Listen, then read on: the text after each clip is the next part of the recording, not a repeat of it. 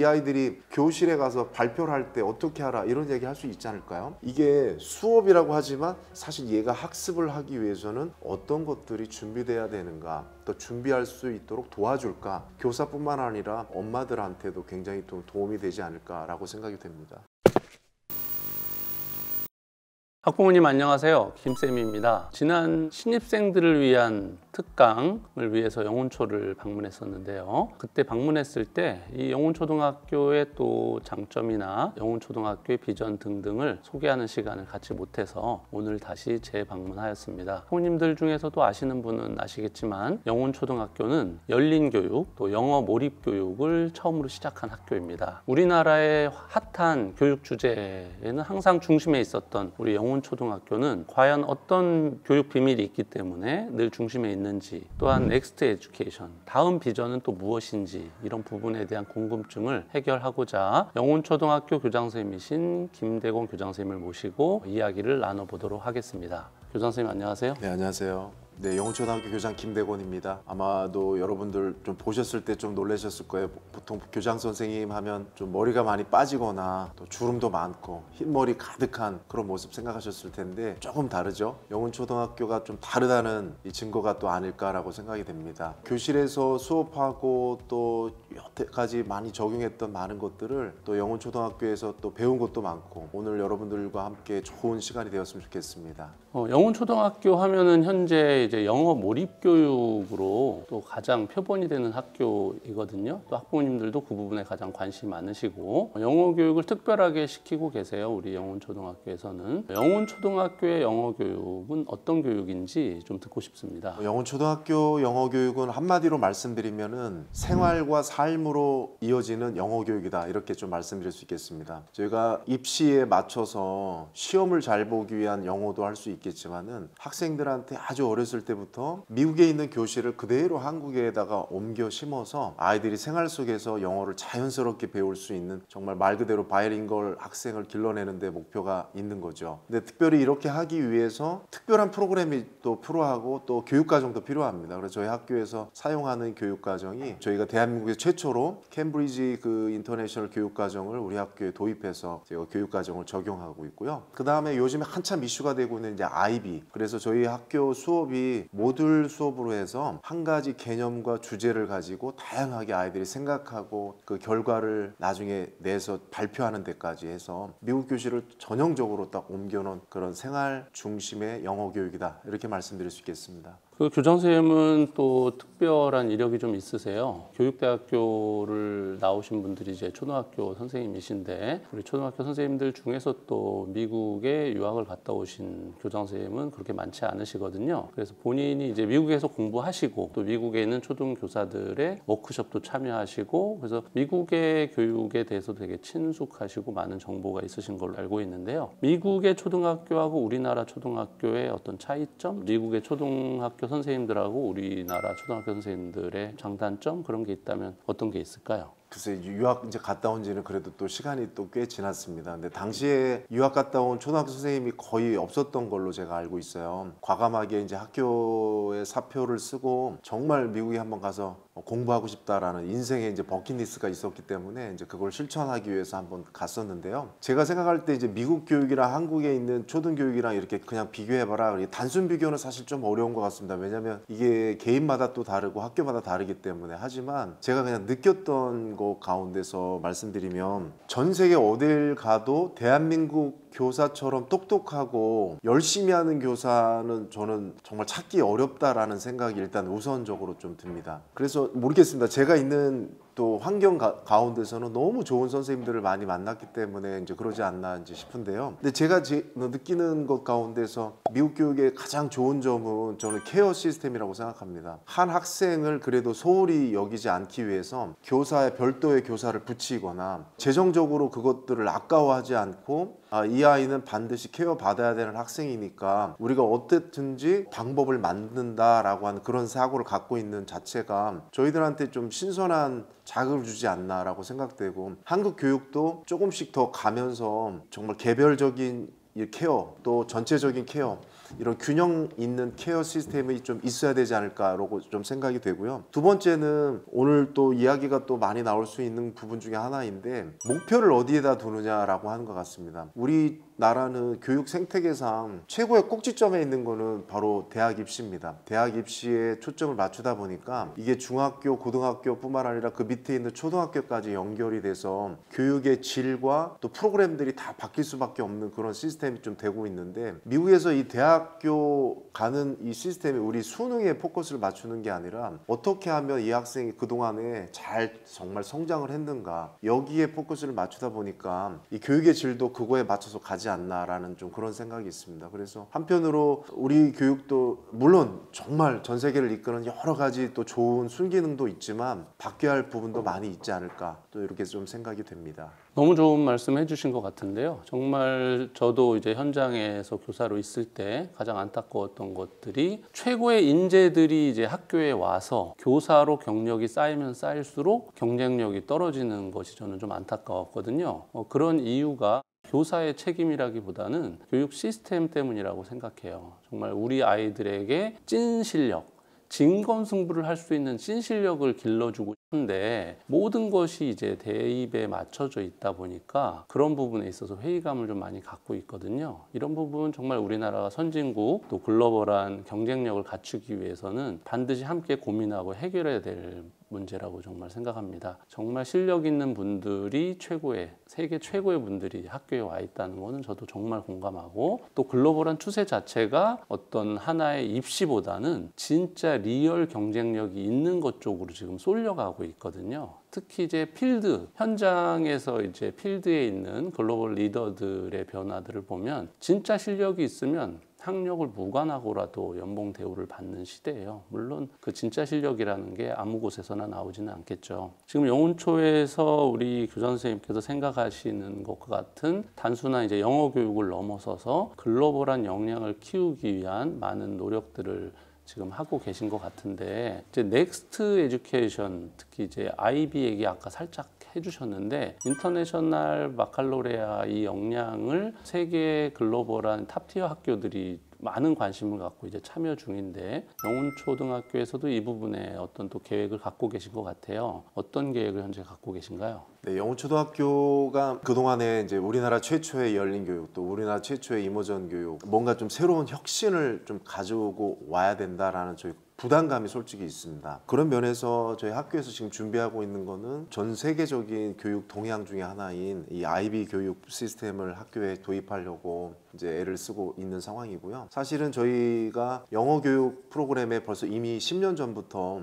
IB 프로그램을 도입을 하고 있는 상황이었는데 이게 이제 한국 교육 과정까지 연결될 수 있도록 사실 좀 노력을 하고 있습니다. 또한 AI 교육, 요즘에 AI 시대에 맞춰서 그러면 단순히 어플리케이션에 습득하는 것에 그치지 않고 AI 시대에 아이들이 무엇을 준비해야 될까라고 하는 이 교육 과정을 저희가 1학년부터 6학년까지 전 학년에 맞춰서 새롭게 교육 과정을 짜서 저희가 교육을 좀 지금 실시하고 있는 상황입니다. 또한 AI 시대에 하면 저희가 너무 좀 걱정스러운 게 있죠. 아이들의 그럼 인성은 어떻게 되는가? 정말로 협동을 할 수 있는 것인가? 라고 이렇게 또 생각이 될 수 있기 때문에 그거에 맞춰서 아이들이 어떻게 협력하고 어떻게 성품을 길러야 될지에 대한 이런 성품 교육 또한 저희가 좀 준비를 하고 있는 그런 상황입니다. 정말 이 AI 시대의 이 단점으로 아니면 좀 부족한 점으로 여겨질 수 있는 아이들이 또 활동까지 또 생각을 해서 그 아이들이 어떻게 하면 또 협동하면서 액티비티를 할 수 있을까? 그래서 요거에 대한 별도의 학년별 프로그램까지 준비해서 저희가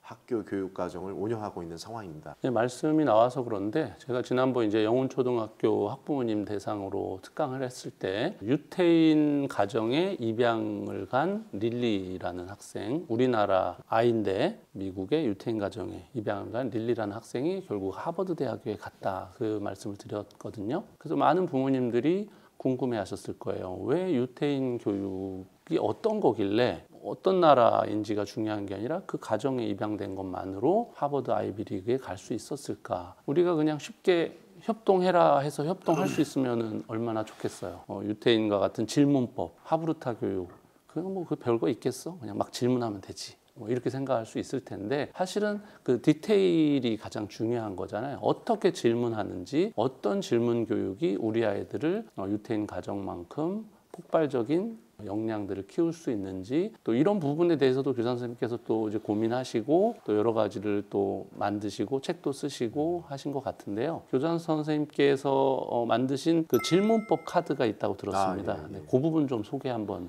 해주십시오. 네, 질문에 대해서 굉장히 관심이 많았던 게 서울시 교육청이 15년 전에 그 캐치프레이드로 내세운 게 하나 있습니다. 질문이 있는 교실을 만들어라 라고 하는 이제 그 이슈가 있었던 적이 있어요. 그 이유는 이 질문이 미래 사회의 역량을 기르는 이 4C를 기르는 데 있어서 가장 최고의 방법이다 라고 생각이 됐기 때문에 그렇습니다. 4C 여러분도 아시겠지만은 첫 번째 크리티컬 띵킹, 두 번째 크리에이티비티, 그리고 컬래버레이션, 그리고 커뮤니케이션, 이 네 가지를 미래 사회에 꼭 필요하다라고 하는데, 이렇게 길러줄 수 있는 최고의 학습법 자체는 뭔가 질문하고 사고하는 그런 학습법이다라고 하는 거죠. 그런데 제가 이제 질문에 대해서 연구를 하다 보니까 어떤 게 있었냐면요, 왜 질문을 해야 되나, 두 번째 질문을 그러면 왜 교실에서 잘 안 될까, 아니면 가정에서 잘 안 될까, 우리나라 특히 왜 안 될까, 세 번째 그럼 어떻게 해야 될까, 이 부분에 대해서 좀 연구를 했었어요.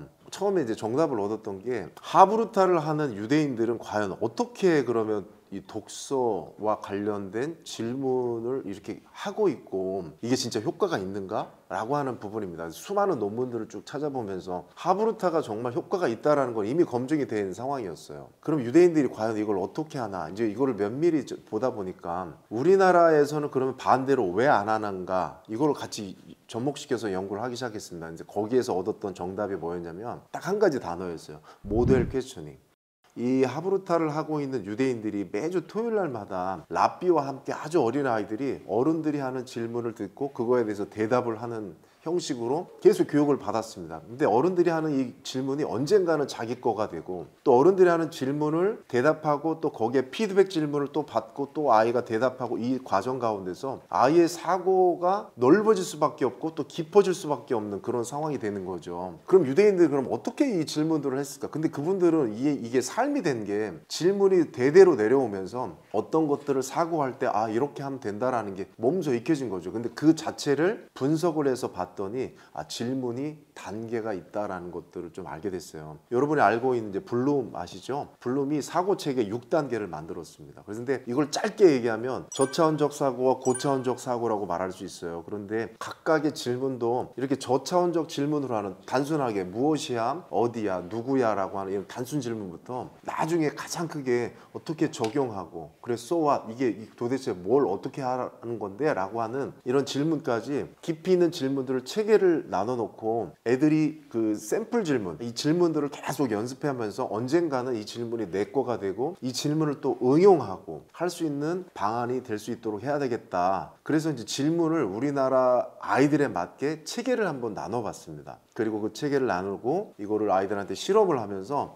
정말 이 질문들이 아이들한테 먹히는구나. 그래서 샘플 질문들을 만들었고요. 그 질문들을 여러분이 밑에 보시는 요 질문 카드를 통해서 학생들이 0단계부터 7단계까지 이어질 수 있도록 해서 교실에서 아니면 가정에서 연습을 할 수 있도록 했어요. 근데 이렇게 하다 보니까 어떤 게 있었냐면, 학생들이 처음에는 질문 학습법을 할 때마다 공통적으로 하는 말이 있어요. 아직도 기억에 나는 게, 어떤 3학년 아이가 이런 얘기를 했습니다. 질문 학습을 하다 보니까 선생님 머리가 터져서 피가 나올 것 같아요. 이제 왜 그런 얘기를 하냐면, 한 번도 이렇게 생각을 해본 적이 없는데 이 생각을 자꾸 하다 보니까 이게 정말 처음에는 막 이렇게 되는 거예요. 그런데 아이가 그 피가 나올 것 같다라고 했던 그 아이가 이 질문이 이게 내가 내 안에 들어오면서, 선생님 이거 몇 단계 질문이에요? 오히려 반문을 하면서, 제가 선생님 요번에는 5단계로 질문할 거예요, 이런 얘기를 할 때 정말 놀라운 거죠. 근데 그 질문을 하고 대답하는 아이들의 수준이 뭘로 알 수 있냐면, 독후감을 쓰는 걸 보면 알 수 있어요. 단순히 글을 읽고 느낌만 표현하는 하는 독후감이 아니라 아이들이 그 속에서 녹아져서 이 세계 안에서 어떤 게 있었는지를 아주 깊이 볼 수 있던 그 눈으로 독후감을 쓰기 때문에 얼마나 깊이가 있는지 모르겠습니다. 근데 이게 일맥상통하는 게 또 아이비가 갖고 있는 개념 중심 학습이랑 이게 또 굉장히 연결되기 때문에 가정에서도 사실 이 독서 질문 카드를 이용하시면 도움이 되지 않을까라고 또 생각이 됩니다. 네, 너무 좋은 말씀이시고 공감이 되는 게 이제 저도 사실 부모님의 역할이 중요하다라는 말을 모든 분들이 많이 하시는데 구체적으로 뭔지에 대해서는 사실 많이 궁금해하실 거예요. 근데 작은 그 질문이나 작은 말 하나가 아이들이 세상을 보는 눈을 갖게 하거든요. 뭐 여행을 가서도 아빠 돌이 있어라고 했을 때 돌이 잘 부서지는 돌이 있고 부서지지 않는 돌이 있어. 잘 부서지는 건 쌓여서 만들어진 퇴적 계열의 돌이고 잘 안 부서지는 건 화산 활동을 통해서 만들어진 거야 라고만 얘기해도 아이는 여행을 갈 때마다 잘 부서지는 돌인지 안 부서지는 돌인지라는 인사이트를 갖고 우리 모든 환경을 보게 되거든요. 이와 같은 질문 하나가 상당히 중요한데 책도 사실은 아이들 독후감 쓰는 거 어려워하는 가장 큰 이유가 책에 대해 보는 그런 안목과 인사이트가 좁기 때문에 그렇거든요. 지금 너무 좋은 얘기 해주셨는데 한번 저도 피가 나는 어떤 실습 잠깐 해볼 수 있을까요? 아, 예. 피나는 한번 해보죠. 제가 한번 그러면 한번 여기 이제 단계별로 0단계부터 이제 7단계까지 있는데요. 제가 우리 또 김쌤께서는 사고 체계가 조금 깊다라고 제가 인식을 하면서 큰일 났네. 저차원적 사고가 아닌 고차원적 질문을 한번 좀 드려보도록 하겠습니다. 네, 우리 김쌤에게 제가 질문 하나 드리도록 하겠습니다. 자, 어떤 거냐면요. 흥부와 놀부 읽어보셨죠? 네. 네네. 흥부와 놀부에서 놀부 행동 중에서 내가 본받을 만한 것은 무엇이 있었었나요? 아, 되게 흥미진진한데요. 놀부의 놀부. 행동인 거죠? 네. 아, 그냥 스탠스로 하면은 네, 놀부의 그 부자인 게 가치관도 부러워. 괜찮습니다. 가치관도 네, 가치관. 괜찮고. 그 중에서 그래도 본받을 만한 게 과연 있었을까 찾자면 그러면 그 중에서 하나를 얘기 한번 해보시죠. 내 거에 대한 확실한 마인드, 조금 니께 더 내 구체적으로 거고 말씀. 내게 내 거라는 그런 확실한 마인드. 어떤 목표가 확실하다. 아, 목표가 확실한 거. 목표와 주관이 확실하다. 그래서 목표를 어떻게든지 달성하는. 달성하고 지킨다. 빼앗기지 달성하고 않고 지키려는 네. 그 확실함. 아하, 또 그렇게 또 생각을 하시는군요. 네. 이제 이 카드를 이용할 때 하브루타에서 중요한 거는 이 대답을 듣고 여기서 끝나면 안 됩니다. 이 들은 대답을 다시 질문으로 바꿔서 피드백 질문이라는 걸 해야지 되는 게 중요한 거예요. 그러면 제가 다시 한번 질문을 드리면 목표를 정해서 간다라고 하는데 그러면 김쌤의 정말 목표, 5년 이내의 목표 중에 이렇게 좀 나눠주실 게 있을까요? 5년 이내 목표는 제가 이제 학교에 교사로 있을 때 이제 목말랐던 게 아까도 말씀드린 것처럼 찐 실력?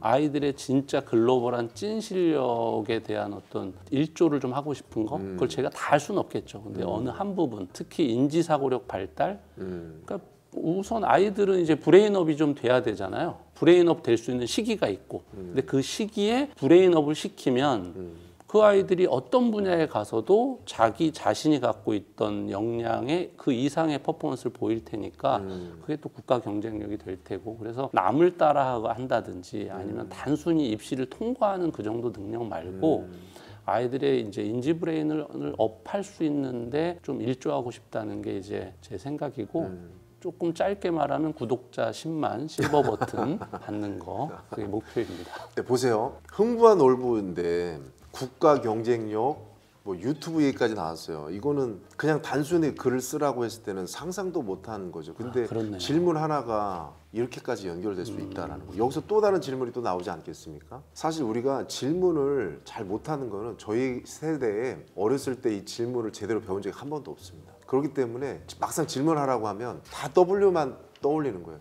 무엇이야, 누구야, 왜 그랬어? 아니면 가끔 가다가 어떻게, how 질문이 가끔 하나 나오는 거죠. 그래서 저희도 질문을 좀 배울 필요가 있는 겁니다. 특히 학부모님들께서 이런 부분을 연습하시다 보면 많이 느실 것 같긴 하네요.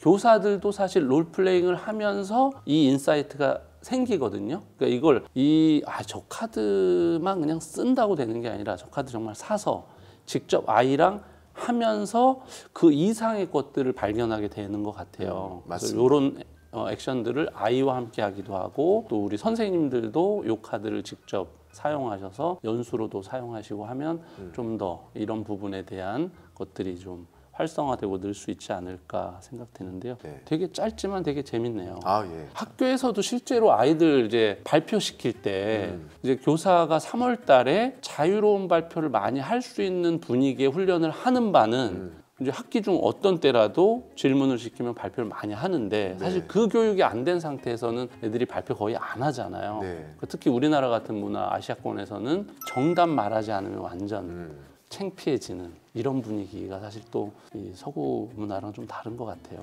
또 하나가 이제 교실도 그렇고 집에서도 그렇고 이게 이겁니다. 보세요. 강의 끝나고 나서 꼭 교수님들이 하는 말이 있어요. 자, 질문 있습니까? 아니면 선생님들이 자, 오늘 수업 질문 있습니까? 그때 수업 끝나려고 하는데 질문이 있냐라고 물어보면 이 학생이 질문하는 순간 모든 분위기가 어떻게 되겠습니까? 와, 정말 이거는 역적이 돼버리는 거죠. 그렇죠. 갑자기. 그런 분위기를 만드는 게 아니라 언제든지 내가 질문을 할 수 있는 그 문화가 만들어지는 거 아주 자연스러운 거잖아요. 집에서도 책 읽고 나서 자, 엄마가 질문해 볼게. 근데 그 질문이 너 어떻게 느꼈니? 빨리 질문에 대답해야지. 왜 안 하니? 뭐야 이게? 뭐 이렇게 가는 것보다도 그냥 싸우지 않고 자연스럽게 이게 문화로 녹아질 수 있는 거 이게 참 필요하지 않을까 생각이 듭니다. 교장 선생님께서 이제 선생님들을 위한 이런 수업 스킬을 도와주는 도구들 또 이제 상당히 많은 것들을 만드셨고 또 책도 여러 권을 쓰셨는데 그 중에 이제 제 눈에 좀 띄었던 게 나만 몰랐던 수업 비밀 27이라는 책이에요. 갖고 계신 그런 노하우 이게 선생님들한테 큰 도움 될 수 있고요. 뭐 초년 선생님뿐 아니라 경력자 선생님들한테도 저희가 수업을 어떻게 잘할 것인지에 대한 연구를 끊임없이 해야 또 우리 아이들이 재미있게 받아들이니까 또 학부모님 입장에서는 교실에서 어떤 일이 벌어지는지를 또 엿볼 수 있는 또 그런 인사이트를 또 제공할 것 같은데 이 책에는 어떤 비밀이 또 숨어 있는지 뭐 짧게 말씀 주시겠습니까? 제가 낸 책들 거의 대부분이 그 현장에 있는 교사들을 위한 특히 이제 수업에 도움이 되는 그런 책들을 내기 시작했는데요. 근데 이번 책은 조금 성질이 좀 다릅니다. 나만 몰랐던 수업 비밀 하면 수업이 들어가기 때문에 뭔가 이제 가정에서는 아주 의미가 없는 그런 느낌이 들 수도 있지만 근데 이 안에 이제 뭐가 담겨 있냐면요. 수업할 때 어떤 환경을 만들어야 되느냐. 다른 말로 이 수업은 학습으로 바꿀 수 있습니다. 학습할 때 어떤 환경을 하면 학교에서건 가정에서건 아이들이 더 집중도 잘하고 더 시너지 효과가 만들어질 수 있을까? 그러면 이제 책에 나오는 비밀들이 좀 열어지게 되겠고요. 두 번째는 이 책에서 가장 공들였던 부분이 뭐냐면 전 세계에서 가장 인정받은 디서플린 그 방법들, 그 훈육 방법 이게 학교에서건 가정에서건 어떻게 해야 되는가에 대해서 아주 집중적으로 연구한 그 수많은 심리학 박사님들이 있습니다. 근데 이걸 정교화해서 프로그램화 해가지고 이걸 발표를 했는데 그 중에서 이제 이 6개를 제가 뽑아놨어요. 근데 우리나라에 아직 들어와 있지 않은 게 뭐 예를 들면 뭐 TBRI라는 거 처음 들어보셨죠? Trust Based Relational Intervention이라고 하는 이런 프로그램이 있어요. TSU라는 대학에서 만든 거. 그 다음에 그 CKH라고 해서 Capturing Key Generation이라는 아이들 마음 사로잡기라는 프로그램도 있고요. 그 다음에 우리나라에 들어와 있는 게 긍정훈육법이라고 들어와 있습니다. 이게 가정에서도 쓰이고 학교에서도 쓰이는 것, 또 회복적 생활교육이라든지 등등해서 여러 가지가 있는데 가장 또 최근에 나온 게 Conscious Discipline이라는 게 있습니다. 자기 스스로 인식해서 어떻게 그러면 내 행동과 방향성을 정할까라고 하는 이런 부분들인데 이런 훈육 방법들을 집약해서 공통점이 뭐가 있는지를 찾아내는 일만 해도 참 의미가 있겠다 생각이 됐어요. 6개월 동안 그래서 이것들의 가장 공통점만 다 뽑아내서 이거를 각 교실이나 학교에서 아니면 가정에서 적용만 해도 이건 너무 큰 도움이 되겠다 해서 이제 그것들을 요약을 해서 이 책에 좀 실어놨습니다. 공통적으로 얘기하는 게 아이들과 함께 감정과 욕구를 지속적으로 나누라라고 하는 거예요. 우리나라에 유치원까지 이제 지금 물들어서서 쭉 이제 문화처럼 된 게 감정 나눔은 굉장히 이슈가 돼서 이거는 사실 많이 퍼졌습니다. 그런데 어떤 아이가 이 감정을 갖기까지는 사실은 그 뒷면에 뭐가 있냐면 어떠한 욕구가 만족되거나 만족되지 않았기 때문에 그 감정이 나타나는 거고 이게 결국 행동으로 나타나는 거거든요. 그럼 어떻게 이것들을 그러면 가정에서 아니면 교실에서 나눌 수 있는 문화와 시스템을 만들까? 이게 또 하나의 좀 이슈가 되겠죠. 또 하나는 많은 심리학자들이 만들어 놓은 수많은 법칙들이 있어요. 예를 들면 오늘도 김쌤이 이 지금 유튜브 방송을 통해서 이야기를 하시잖아요. 그런데 방송을 하고 이야기 나눌 때 여러분이 제일 중요시 여기는 게 뭡니까? 이 얼굴 표정 아니겠어요? 그리고 정말로 지금 이걸 시청하는 시청자들과 함께 정말로 소통하려고 하는가? 그게 뭘로 보여지냐면 이런 손짓과 표정. 그러니까 이 말이 중요한 게 아니라 나머지 퍼센트, 이 메라비언이라는 이 심리학자가 오히려 반대로 바디랭귀지라든지 이런 얼굴 표정이 훨씬 더 소통하는 데 중요하다. 그러면 이 아이들이 교실에 가서 발표를 할 때 어떻게 하라 이런 얘기 할 수 있지 않을까요? 이게 수업이라고 하지만 사실 얘가 학습을 하기 위해서는 어떤 것들이 준비돼야 되는가, 또 준비할 수 있도록 도와줄까, 이런 책들이에요. 그래서 교사뿐만 아니라 엄마들한테도 굉장히 좀 도움이 되지 않을까라고 생각이 됩니다. 네, 너무 좋네요. 나만 몰랐던 학습 비밀 아니면 나만 몰랐던 훈육 비밀로 해서 시리즈를 더 쓰셔야 될 것 같습니다. 그렇게 해야 되겠습니다. 네, 꼭 그렇게 해보겠습니다. 원래 이제 좋은 선생님의 정의가 예전에 이런 말이 있었어요. 우등생은 안 된다. 중간에서 살짝 위에 정도가 좋다는 말이 있는데 우리 교장 선생님은 우등생이야. 그러니까 너무 학식이 풍부하고 어려워. 부모님들이 원하는 부분을 사실 많이 긁어줄 만한 얘기가 이 안에 좀 들어있는 것 같습니다. 이 책에 또 아까 말씀드렸던 독서 질문에 대한 그 체계가 이 안에 좀 자세하게 실려져 있어요. 훈육 부분도 들어있나요? 네, 있습니다. 실제로 요즘 이제 부모님들이나 뭐 선생님들이 어려워하는 게 갈수록 또 훈육이거든요. 저희가 아이의 이제 강압적으로 누르는 방법 아니면 놔두기 이 두 가지밖에 생각 안 하려고 하잖아요. 본능적으로 이제 그게 편하니까 누르거나 놔두거나. 근데 사실 비밀은 그 사이에 있거든요. 그 사이에 들어있는 게 비밀이라서 그 부분에 대해 상당히 많이 아쉬움을 느끼실 텐데 그 비밀이 또 이 책 안에 들어있다라고 또 말씀해 주셨습니다. 마지막으로 우리 영훈초가 아까 이제 IB에 대해 준비하신다고 하셨는데 왜 세계의 탑티어 학교들이 이 IB 교육에 관심을 갖고 참여하고 있는지, 글로벌 선진국들이 키우고 싶어하는 그 학생들의 그런 미래 역량이 과연 뭐길래 IB 교육을 하는 건지 좀 말씀 좀 듣고 싶습니다. IB가 사실 스위스에서 시작된 국제교육 프로그램이긴 한데 이게 한국에 들어온 지도 사실 꽤 되었습니다. 그런데 이게 최근에 더 이슈가 된 게 우리나라의 대구교육청과 제주교육청에서 또 의도적으로 이런 학교들을 좀 키운다고 할까요? 그러면서 이게 굉장히 또 거기에 있는 실적이라든지 결과물들을 보면서 이게 정말 우리나라 학생들한테도 필요하다 이제 이렇게 됐는데, 제가 그냥 느끼는 거 아주 쉽게 말씀드리면 저는 이렇게 생각해요. 글로벌 이슈가 있잖아요.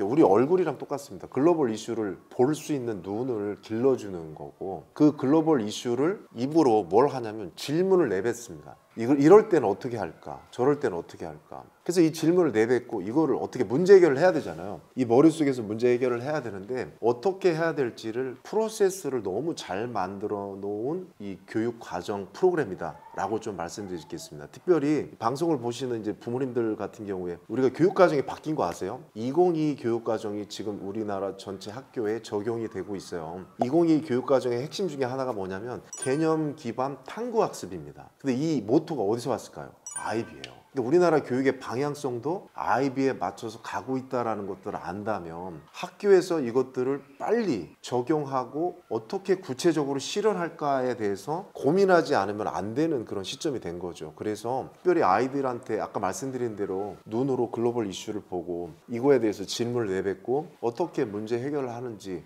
이 과정 전체가 아이들의 아까 나왔던 그 4C를 길러주는데 굉장히 도움이 되는 학습이라고 저는 생각이 됩니다. 사실 학교에서 이걸 실천하기가 쉽지 않은 게 IB 학교 인증되기까지가 시간도 많이 걸리고 재정도 굉장히 많이 들어요. 그리고 선생님들의 에너지도 얼마나 많이 드는지 모르겠습니다. 그런 면에서 우리 영훈초등학교에 있는 선생님들이 얼마나 노력을 하고 있는지는 여러분들도 좀 아셨으면 좋겠고 우리 학교 꼭 오셨으면 좋겠다 이런 생각을 하게 됩니다. 네, 이미 들어오려고 이제 박 터지는 학교에 더 오라고 하는 욕심쟁이 우리 김대건 교장 선생님. 실제로 저도 이제 교사로 근무해봐서 알지만 좋은 교육은 많은 품이 들어가고요.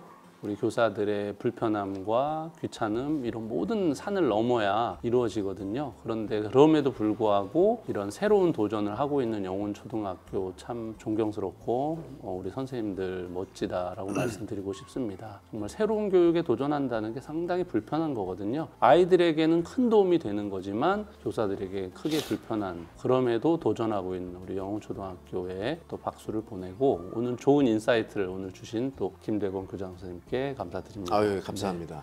우리 학부모님들 많은 도움 되셨죠? 오늘 들은 말씀 또 인사이트를 가지고 우리 아이들이 앞으로 어떻게 커야 될까, 가정에서는 어떤 방향으로 우리 아이들을 키워야 될지에 대해서 생각하실 수 있는 좋은 기회가 되셨을 거라고 생각합니다. 우리 댓글창에 김대건 교장 선생님 고정 패널로 좀 해주세요 라든지 뭐 좋은 의견, 또 이런 분들 모셔가지고 인터뷰했으면 좋겠습니다. 이런 인사이트 너무 좋았습니다. 이런 댓글 남겨주시고 구독, 좋아요 또 부탁드리겠습니다. 네, 우리 다음 시간에 또 더 좋은 인사이트 가지신 분들 모시고 찾아뵙도록 하겠습니다.